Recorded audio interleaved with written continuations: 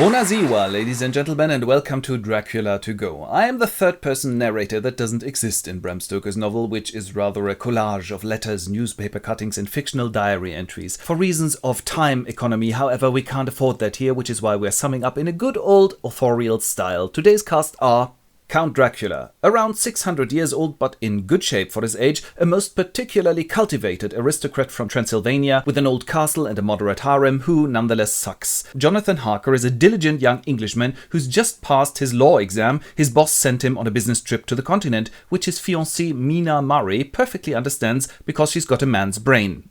That's a metaphor. She's very proficient in shorthand and typewriting, which she puts to good use in the course of this novel. Her friend Lucy Westenra, by contrast, is just beautiful, but has three admirers. First, Dr. John Seward, who goes, "Marry me! But you're living in an asylum." "I'm the director of the asylum, really."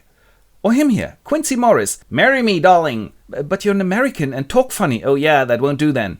And finally, Arthur Homewood, who goes, "Marry me, Lucy." "Of course, Arthur, and when was it that you'll be Lord Godalming?" "When my dad dies." "Wicked!" The last main figure is Professor Abraham van Helsing, a genius of a Dutchman, used to be Seward's teacher, and when he's not drilling holes into cheese, he's doing the same with vampires.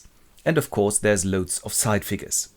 The Irishman Bram Stoker worked as a manager of the Lyceum Theatre in London in 1897, where he didn't earn a lot of money, but at least got inspired to write horror stories by the by. His friend Henry Irving inspired Count Dracula, for example. Irving later said that the book was too trivial for the stage, and Stoker died poor and of a stroke. Off we go. A mysterious coach driver has taken Harker to Dracula's castle. "I've got the papers here for your new house in London, sir." "Do come in, please." "My, you speak English really well." "Not well enough, which is why you will do a 3-month language vacation with me." "But, well, the customer is Count." And much of the castle is off limits to Jonathan, but a little later he catches the Count making a bed. Huh! And he deduces that the Count's not only his own coach driver, but the rest of his staff too. "What the hell, I'm exploring the house now." And he meets 3 peculiar ladies. "Ah, who are you?" "We are the 3 sisters and we want to kiss you." When the Count steps in and goes, "Stop it, back to the barracks," and he throws a moving bag at them and they go, "Ah, dinner."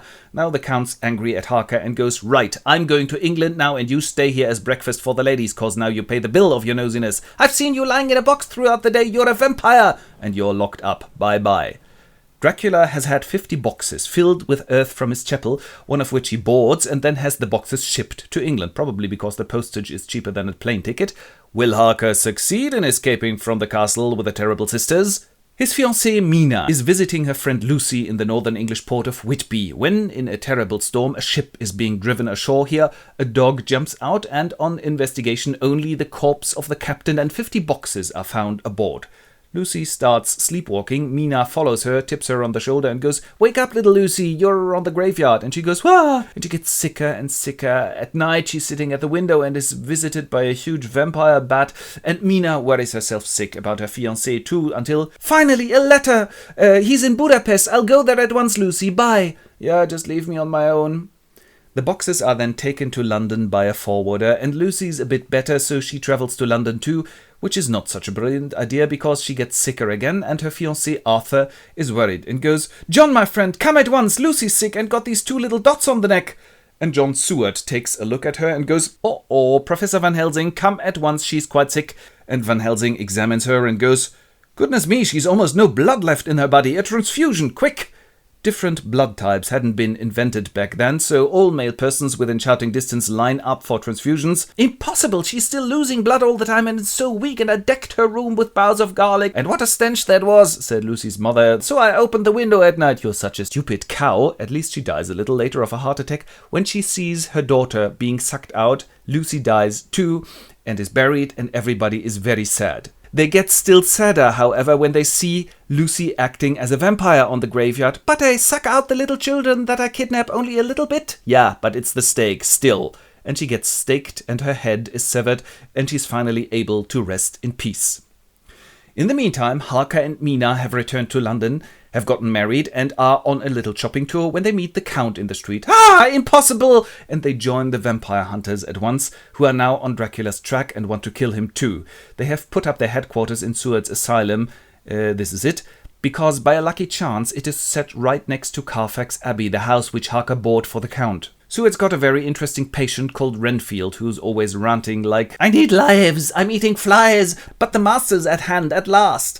And he's always trying to get next door to Dracula, but he's being held back. However, he does a great service to his master. He asks him to enter the asylum. Vampires are not able to do so of their own accord. They have to be called into the house. And while the others are busy chasing vampires, the vampire sucks out Mina and has her drink of his blood one night too. This is yuck. Well, I could get used to it. They surprise him and Van Helsing goes, "Desist, evil one!" "Yeah, but she's almost completely transformed." "Yeah, but we've spoiled 49 of your 50 boxes with sacred wafers." "Yeah, but the last one I'll use to travel back home now." And he vanishes and she goes, "Oh no, I'm going vampire." "Let me bless you, child." And he presses a sacred wafer onto her forehead, and she gets branded. The Count is being taken home to Transylvania by ship in his box. The vampire hunters travel by train. Dracula has the box then put on a boat and lastly on a car, which gypsies take to his castle. But Van Helsing gets there first and cleans out the place, meeting the three sisters. And then he goes, "I'm sorry, ladies, but for hygienic reasons, we have to cut off your heads and place a stake in your hearts." "Well, if you must." So they are all disposed of when the sun is setting and the Count has very nearly reached his castle inside his box. The quartet of vampire hunters, however, is right on his heels and the gypsies are driven away and he is cornered in front of the castle and they managed to open the box in which Dracula is lying, of course. They cut off his head and place a stake in his heart. In front of their eyes, he crumbles to dust. And Mina is free at last, and the brand disappears. Thank God, I don't need all that makeup any longer. In the meantime, Quincy Morris dies of a wound he got in the fight. Oh, what a pity. But apart from that, all is good. And they all live happily ever after, telling of the good old times when they defended the Empire against all those suckers from continental Europe. And this, dear congregation, was Dracula by Bram Stoker. Vielen Dank.